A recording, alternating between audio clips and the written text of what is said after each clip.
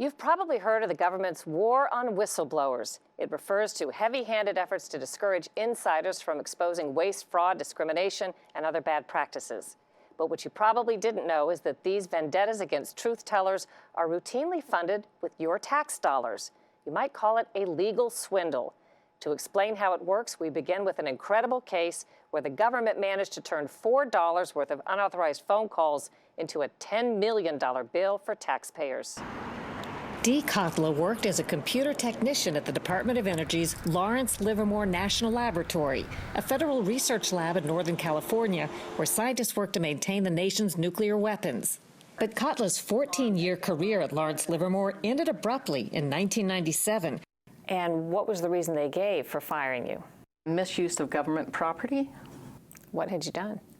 $4.30 of local phone calls. As it happened, she was fired over the phone calls right after she blew the whistle against her employer in a sexual harassment case on behalf of a colleague named Kim. When you found out you were being fired in part for $4.30 of phone calls, what did you really think was happening? I knew they were retaliating against me for testifying for Kim. It was devastating because I had worked so hard to move up and to learn and was constantly going to school to better myself, and it was my security blanket. She sued for wrongful termination and won. But if it were as simple as that, there wouldn't be much of a story. Instead, Deke lawsuit became one of the longest-running and most expensive whistleblower cases on record. That's because Lawrence Livermore Lab fought her every step of the way, using hardball tactics, high-priced lawyers, and your tax dollars.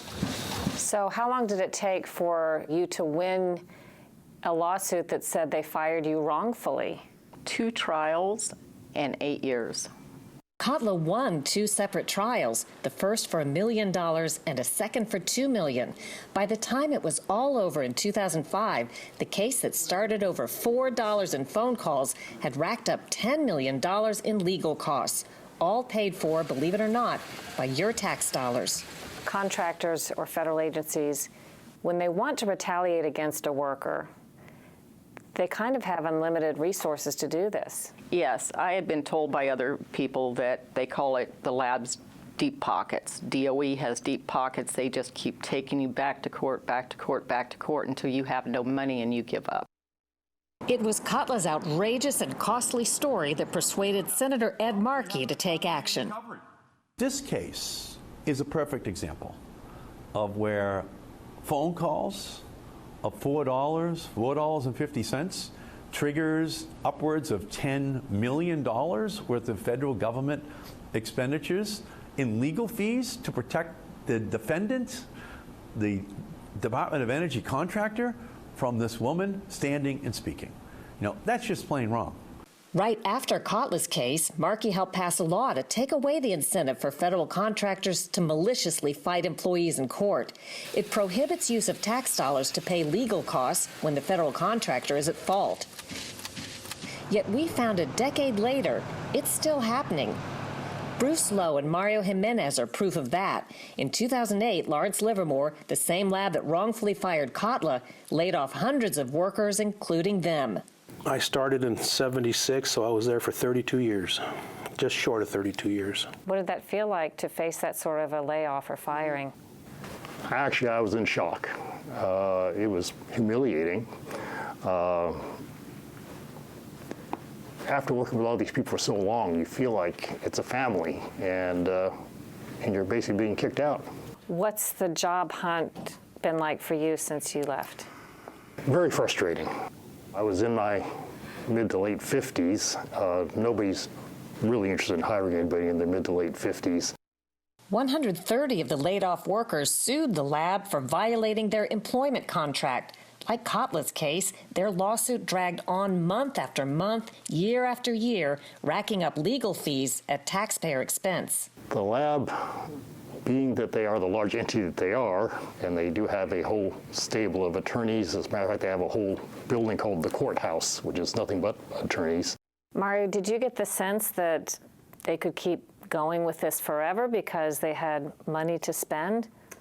I felt like that very much so because you think something's going to be happening and all of a sudden there is an appeal or a motion that just delayed everything. I just seen that the lab just had so much firepower that they were just stringing it out. I knew that.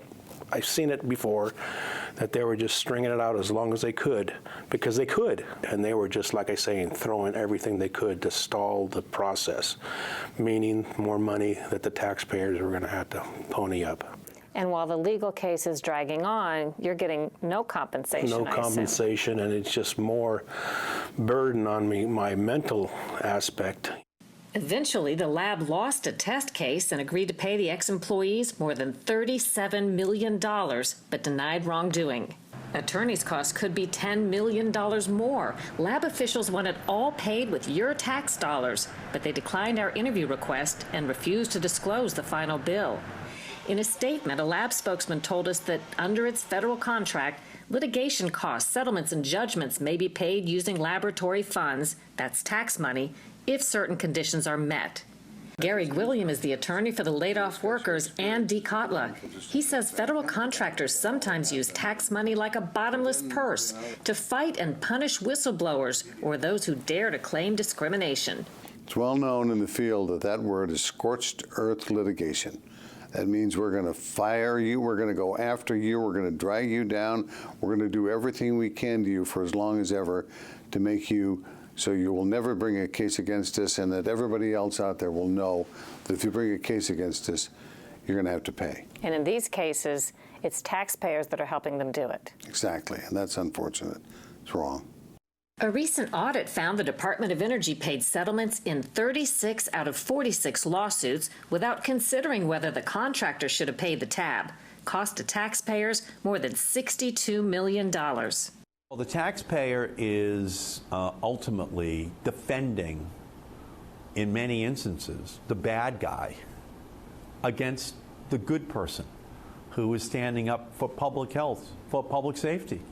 And the public has a right to know, and they have a right to know who their heroes are. And these whistleblowers are heroes. Kotler says if federal contractors were spending their own money, $4 would never be allowed to turn into a $10 million legal expense. How important do you think it is that the lab or corporations be responsible for their own alleged misbehavior when it comes to lawsuits and legal fees if they're using this for retaliation? I think they should be responsible. If they're responsible and they have to come up with the money, I think they would do a lot less retaliating against people and think twice if it comes out of their pocket. Why should they care now if you and I and everybody else is paying the bill? Neither the Department of Energy nor the lab would disclose the costs of the legal cases that we asked about. We also filed a Freedom of Information Act request for the material, but neither agency has properly responded.